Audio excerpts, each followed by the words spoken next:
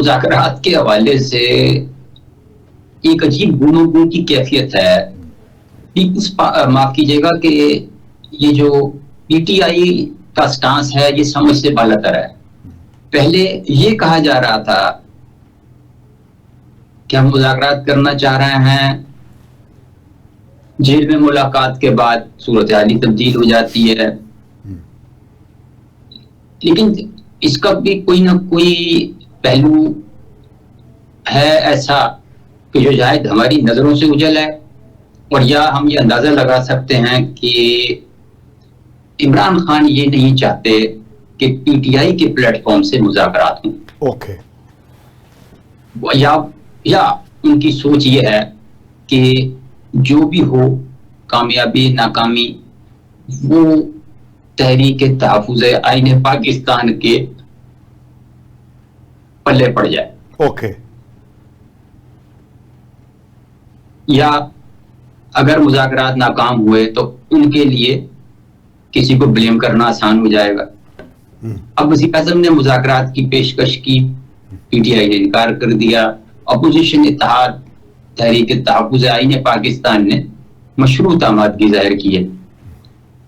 अब ये जो इजलास था उसमें अल्लामा राजा नासिर अब्बास थे, बीएनपी के मैंगल के साजिद तरीन, पीटीआई के असद कैसर, मुस्तफ़ा नवाज खोखर और अपोजिशन इत्तेहाद के तर्जुमान अखूनज़ादा हुसैन यूसुफ जई शामिल थे। उन्होंने जो बयानिया जारी किया है कि जी कानून, पार्लिमान कानून की बालादस्ती और इंसानी हकूक की पासदारी पर मुज़ाकरात के लिए तैयार है। आईनी और जमहूरी इक़्तिदार की मजबूती के लिए मुज़ाकरात करेंगे। फिर कि जी वो अपोजिशन शफाफ इंतखाबात और मुत्तफ़िक़ा इलेक्शन कमिश्नर के तकर्रुर के लिए मुज़ाकरात करेगी। बड़ी अच्छी बात है, मुज़ाकरात होने चाहिए। लेकिन और फिर ये कहा कि जी ये मुस्तफ़ा नवाज खोखर को मैं कोट कर रहा हूं कि महमूद अचकज़ई ये कह चुके हैं कि अगर हुकूमत को इमरान खान की कोई गारंटी चाहिए तो वो लिखवा के ले आएंगे। अब पता नहीं वो इस काबिल होंगे कि वो लिखवा के ले आएंगे और वाकई वो लिख देंगे, और लिखने के बाद वो उससे नहीं मुकरेंगे, इसकी क्या गारंटी है?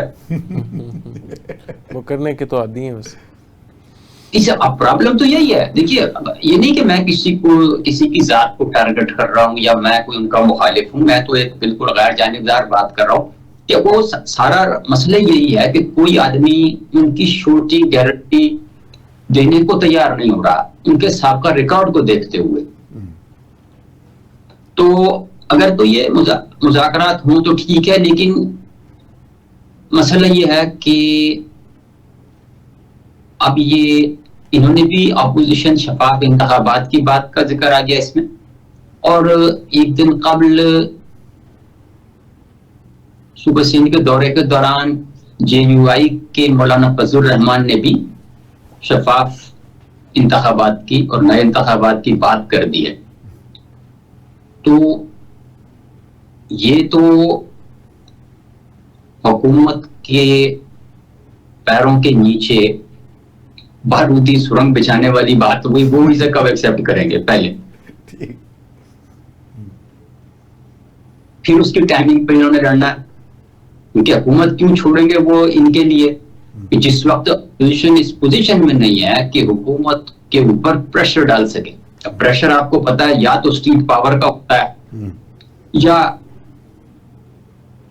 तारीखी तौर पे हमारे यहाँ की आलमी ताकतों का असर रसूख होता है।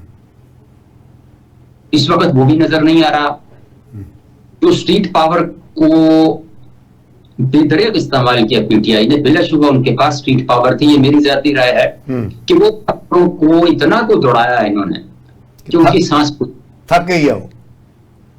देखिए, एक लिमिट है। अब सियासी वर्कर या आम शहरी जो है वो कोई ट्रेंड कमांडो नहीं होता, और हम वो कमांडो होने की तवक्को कम से कम मैं नहीं रखता। लोग अजीब अजीब तवक्कुआत रखते हैं कि वो इतने वोटर थे और इतने सपोर्टर थे तो क्या कर लिया। तो मतलब आप क्या चाह रहे हैं कि वो लोग कोई मनफी रास्ता इख्तियार कर लें? या वो जलाओ घराव की सियासत को फरोग दे रहा है। तो मैं ना तो ऐसी तवक्को रखता हूं और ना मैं कभी ये चाहूंगा कि सियासी वर्करों को सियासी टारगेट्स के अचीव के लिए ईंधन बनाया जाए। अब देखिए ना, 10,000 से ज्यादा लोग उनके जेलों में हैं, 40,000 से ज्यादा लोगों के ऊपर पर्चे हैं, 30,000 से ज्यादा लोग मफरूर हैं। तो उसके बाद क्या रह जाता है? देखिए, हर पार्टी में कोई वो अकाब जो है वो चंद ही होते हैं, बाकी फाख्ताएं होती हैं। ये सियासी जमात है, ये कोई लिबरेशन फोर्स नहीं होती।